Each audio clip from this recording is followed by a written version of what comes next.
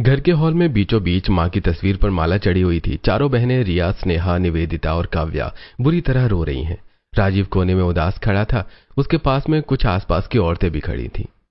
हाय राम, ये क्या दिन आ गए हैं। बेचारी लड़कियों के सिर से माँ का साया ही उठ गया। अब इन मासूमों का क्या होगा। अरे हिम्मत रखो बेटा। पर कमला बहन, बात तो सही है। जवान लड़कियां है घर में, बिना माँ के इन लड़कियों का क्या होगा। कुछ समय बाद सभी अंतिम संस्कार करके घर लौट आए थे। राजीव बहुत ज्यादा दुखी था।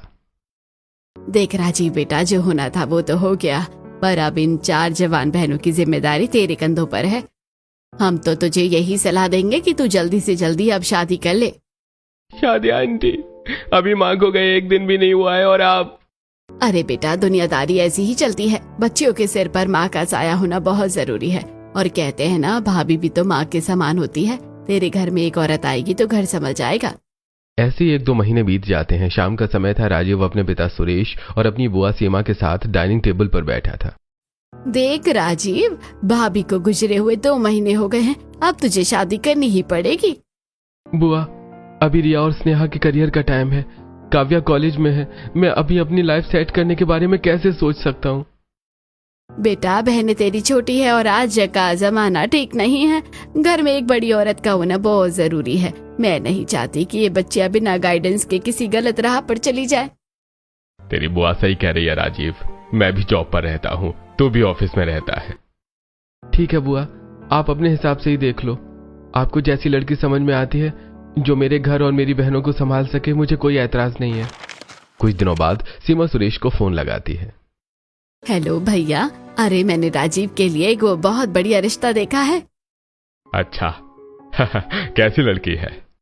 भैया, गरीब घर की लड़की है। मैंने जानबूझकर कोई अमीर घर की हाई फाई लड़की नहीं चुनी, क्योंकि वो तो अपने ही मेकअप और तामझाम से फुर्सत नहीं पाएगी।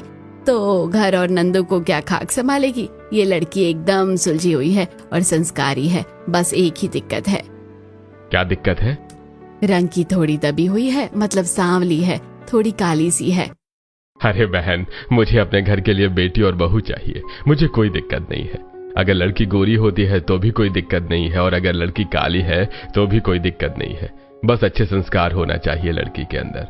मुझे बस यही चाहिए। और एक बार मैं और राजीव जाकर लड़की देख लेते हैं, फिर बात फाइनल कर लेंगे। हाँ, आप दोनों एक बार जाकर देख लो तो पता चल जाएगा। वैसे जो लड़की है वो बहुत संस्कारी है और अच्छी है, घर को अच्छे से संभालेगी। अगले दिन राजीव और सुरेश लड़की को देखने जाते हैं। भाई साहब, हमारी सुहानी कामकाज में बहुत होशियार है, बस इसका रंग थोड़ा पक्का है, इसकी वजह से कई रिश्ते टूट गए।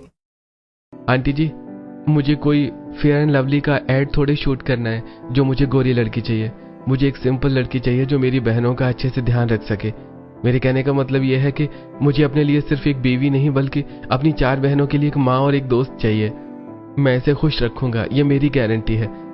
बस क्या ये मेरे परिवार को अपना सकेगी? रिश्ते रंग से नहीं, नियत से निभाए जाते हैं। आप बेफिक्र रहिए।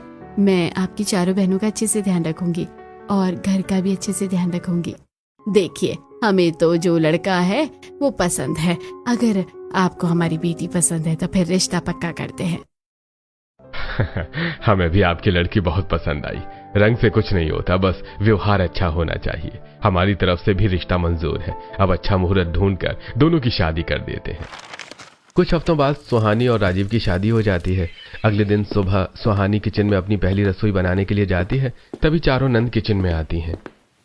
चिल भाभी, आज आपकी पहली रसोई है और ये रस्म हम नंदे करवाएंगी। अरे रिया, पर ये तो घर की बड़ी औरतें करवाती है ना। ओ कम ऑन भाभी, वी आर जेन ज़ी।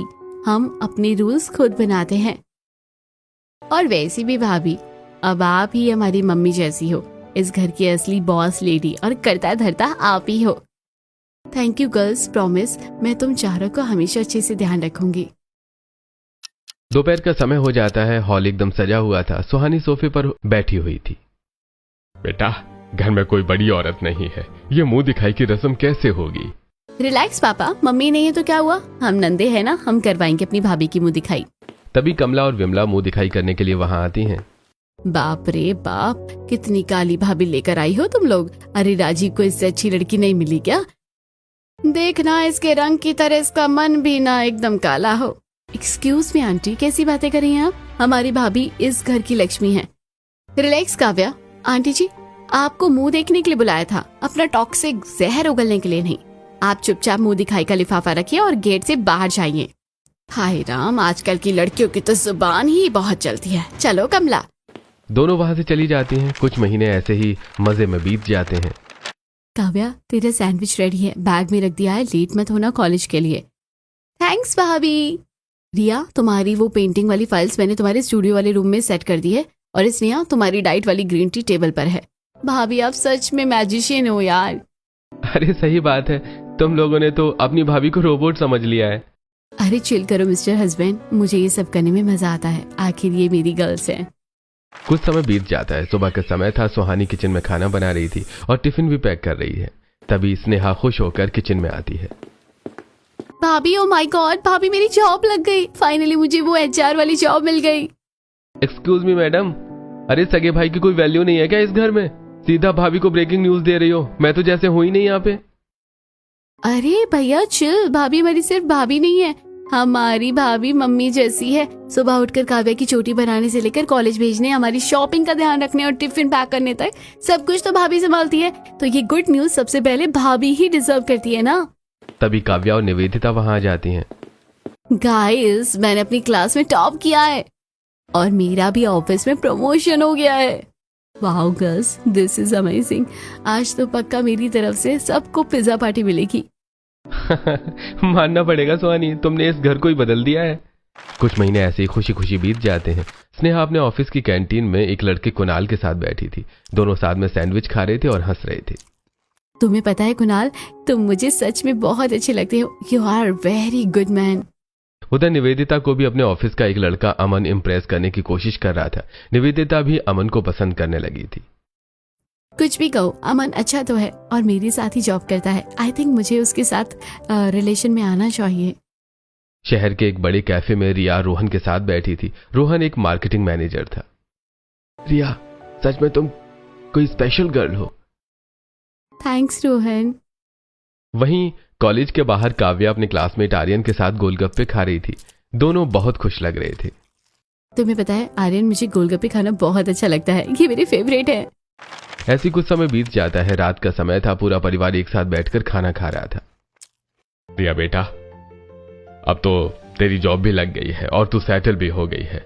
मुझे लगता है कि अब हमें तेरी शादी कर देनी चाहिए। अगर तेरी नजर में कोई लड़का वड़का है, कोई पसंद है तो बता दे, नहीं तो फिर हम अपने हिसाब से लड़का ढूंढना शुरू करें। नहीं नहीं पापा, अभी नहीं प्लीज, मुझे अभी शादी वादी के चक्कर में नहीं पड़ना है। हाँ पापा, इतनी भी क्या जल्दी है? अरे बेटा, शादी की एक उम्र होती है। आज शादी नहीं करोगी तो कब करोगी? और रिया के बाद तुम 3 बहनें और लाइन में खड़ी हो। 3-4 साल में मुझे तुम सबकी भी तो शादियां करनी है ना। क्या जिंदगी भर कुंवारे ही घर में बैठे रहना है? पापा आप टेंशन मत लीजिए, लेकिन हम शादी तब करेंगे जब हमारा मन करेगा। अभी मेरा शादी करने का कोई मूड नहीं है। रिया वहां से चली जाती है। कुछ समय बीत जाता है। एक दिन की बात है। चारों नंद सुहानी को अपनी पिकनिक की फोटोज दिखा रही थी। ये देखो भाभी, लास्ट वीक हम कॉलेज ट्रिप पर गए थे ना, उसकी फोटोज है। काव्या, तेरे बगल में शाहरुख खान का पोज देकर कौन खड़ा है? ये लड़का कौन है? भाभी, ये आर्यन है, मुझे बहुत पसंद है और मैं इससे प्यार करती हूँ। He is my boyfriend. मतलब तुम्हारी तीनों बड़ी दीदियों का कोई बॉयफ्रेंड नहीं है? वो सब सिंगल मर रही हैं और कॉलेज जाने वाली छोटी मैडम का बॉयफ्रेंड बन गया है। फास्ट एंड फ्यूरियस चल रही हो बेटा। 1 मिनट भाभी, ये गलतफहमी में दूर कर देती हूँ। बड़ी दीदियां भी सिंगल नहीं है। मेरा भी बॉयफ्रेंड है रोहन, और मेरा कुणाल, और मेरा अमन। ओ माय गॉड, मतलब घर में चारों की लव स्टोरी चल रही है और मुझे भनक तक नहीं है। तब राजीव अंदर आता है। उसने सारी बातें सुन ली थी। अच्छा जी, मतलब जब तुम चारों किसी न किसी से प्यार करती हो और सेटल भी हो, तो फिर पापा को डाइनिंग टेबल पर शादी के लिए मना क्यों कर रही थी? शादी करने में क्या दिक्कत है? भैया प्लीज, अभी शादी नहीं, जब हमारा मन करेगा तब करेंगे। ये जो आदमी लोग होते हैं ना, भले ही आज प्यार करे हो पर कल को बदल गए तो, और हमें धोखा दे दिया तो हम क्या करेंगे? एग्जैक्टली भैया, आजकल के लड़के ना बहुत जल्दी बदल जाते हैं। शादी एक बहुत बड़ा रिस्क है, इसलिए हम शादी आराम से करेंगे। यार, तुम लड़कियों का लॉजिक मुझे समझ नहीं आता, पर ठीक है, अगर तुम्हें ऐसा लगता है तो कुछ दिन रुक जाते हैं। कुछ दिनों बाद रात के 1 बज रहे थे। रिया रोहन से फोन पर बहुत गुस्से में बात कर रही थी। सुहानी पानी पीने आई थी कि तभी वो रिया की आवाज सुनकर रुक जाती है। यार रोहन, सीरियसली तुमको जब देखो तब सोना रहता है, जब देखो सोने की पड़ी रहती है। तुम्हारे पास मुझसे बात करने का टाइम ही नहीं होता, तो मेरी फीलिंग्स को बिल्कुल नहीं समझते। अरे रिया प्लीज यार, रात के 1 बज रहे हैं। मैं रात को 10 बजे से तुमसे फोन पर लगा हुआ हूँ। 3 घंटे हो गए हैं बात करते करते। सुबह मुझे भी ऑफिस जाना है। अब तो सोने का टाइम हो ही गया है ना, और कितनी देर तक जगाओगे मुझे? फाइन, सो जाओ, गुड नाइट। रिया गुस्से में फोन काट देती है। अरे बाप रे, 1 घंटे पहले जब ये लड़का इसे छोड़ने आया था तब तो दोनों रोमियो जूलियट बने हुए थे, और अब रात के 1 बजे ये दोनों ऐसे झगड़ा कर रहे हैं। मुझे तो कुछ समझ नहीं आता है आजकल के प्यार में। ऐसे ही कुछ समय बीत जाता है। संडे का दिन था। घर के बड़े से मॉडर्न हॉल में रिया, स्नेहा, निवेदिता, काव्या और उनके बॉयफ्रेंड्स रोहन, अमन, आर्यन बैठे हंसी मजाक कर रहे थे। तभी स्नेहा का बॉयफ्रेंड कुणाल आता है। अरे कुणाल, आ गए तुम? आओ आओ, बैठो सोफे पर। कुणाल मुस्कुराते हुए जैसे ही सोफे पर बैठता है वैसे सोफे से चुर्र आवाज आती है, जो कि सोफे की क्रैक होने की आवाज थी। कुणाल, कितनी बार तुम्हें बोला है कि कोई ढंग का जिम लगा लो। इतने मोटे हो गए हो कि बेचारा सोफा भी तुम्हारे वेट को नहीं संभाल पा रहा है। रो रहा है वो, लेकिन तुम्हें कोई फर्क ही नहीं पड़ता। अरे स्नेहा, वो सोफा शायद पहले से ही थोड़ा कमजोर था। सोफे को कुछ नहीं हुआ है, तुम मोटे हो गए हो। तभी सुहानी किचन से एक बड़ी सी ट्रे में गर्मा गर्म समोसे लेकर आती है। अरे छोड़ो स्नेहा, सोफा तो मैं वैसे भी चेंज करने ही वाली थी। लो कुणाल, तुम समोसे खाओ। कुणाल जल्दी से समोसे खाने लगता है। Are you serious Kunal? अभी 1 मिनट पहले मैंने तुम्हें फिटनेस पर लेक्चर दिया और तुम फिर से समोसे पर टूट पड़े। मतलब तुम सुधर ही नहीं सकते हो ना। मैं जा रही हूँ यहाँ से। स्नेहा गुस्से में वहां से अपने कमरे में चली जाती है। कुणाल 1 सेकंड के लिए स्नेहा को जाते हुए देखता है और फिर वो समोसे खाने लगता है। यार रिया, मुझे अगले महीने तक दीदी की शादी के लिए कुछ पैसे अरेंज करने हैं। समझ ही नहीं आ रहा है इतनी सेविंग्स कैसे होंगी। तो छोड़ दो ना ये जॉब। कितनी बार बोला है मैंने कि इस घिसी पिटी नौकरी में कुछ नहीं रखा। तुम मेरे साथ बिजनेस करो, हम अपना स्टार्टअप करेंगे। बिजनेस? किस चीज का बिजनेस? अरे मेरी पेंटिंग्स और क्राफ्ट का। मैं अच्छी पेंटिंग्स बनाती हूँ। तुम कंपनी में मार्केटिंग मैनेजर हो ना, दूसरों के लिए मार्केटिंग स्किल्स लगाते हो, अपने लिए लगाओ। मेरी एक एक पेंटिंग ऑनलाइन लाखों में बिकेगी। हम करोड़पति बन जाएंगे। रिया प्लीज यार, ख्याली पुलाव पकाना बंद करो। तुम्हारी आर्ट अच्छी है लेकिन पेंटिंग्स बेचकर रातों घर नहीं चलता। अच्छा, मतलब तुम्हें मेरे टैलेंट पर भरोसा नहीं है? फाइन, रहो अपनी उस लूजर वाली जॉब में। रिया गुस्से में वहां से चली जाती है। अमन, तुम मुझे बस इतना बताओ कि उस नई कंपनी के ऑफर का क्या हुआ? वो तुम्हें 1.5 लाख दे रहे थे और तुम अभी भी इस छोटे से शहर में 20,000 की नौकरी में सड़ रहे हो। निवी, इतना आसान नहीं होता है सब कुछ। मैं इस कंपनी में 4 साल से हूँ। यहाँ वाले मुझे छोड़ने ही नहीं दे रहे हैं। 4 साल? मतलब 4 साल में तुमने अपना 40 लाख का नुकसान करवा लिया है, और तुम्हारा बॉस शोले का गब्बर सिंह है जो तुम्हें छोड़ नहीं रहा। अगर हम शादी करेंगे तो मुझे इस छोटे शहर में नहीं रहना, मुझे बड़े शहर की लाइफ चाहिए। अरे तो मैं कोशिश कर रहा हूँ ना। मुझे कुछ नहीं पता। जब तक तुम वो जॉब ना छोड़ दो तब तक मुझसे बात मत करना। निवेदिता भी गुस्से में वहां से चली जाती है। क्या हुआ? तुम भी मुझे कुछ बोलने वाली हो क्या? सुना लो तुम भी। मुझे तुमसे बात ही नहीं करनी है। क्यों? मैंने क्या किया? तुम एकदम ममाज बॉय हो। मुझे मेरे फ्यूचर में अपनी स्पेस और अपना कंफर्ट चाहिए। मुझे वो टिपिकल सास बहू वाले ड्रामे में नहीं फंसना है। जब तक तुम इंडिपेंडेंट नहीं होते, डोंट टॉक टू मी। तो काव्या भी वहां से चली जाती है। हॉल में सिर्फ 4 बॉयफ्रेंड्स अकेले रह जाते हैं। तभी सुहानी उनके पास जाती है। चलो अब तुम चारों खाना खा लो, मैंने खाना लगा दिया है। और इन चारों की बातों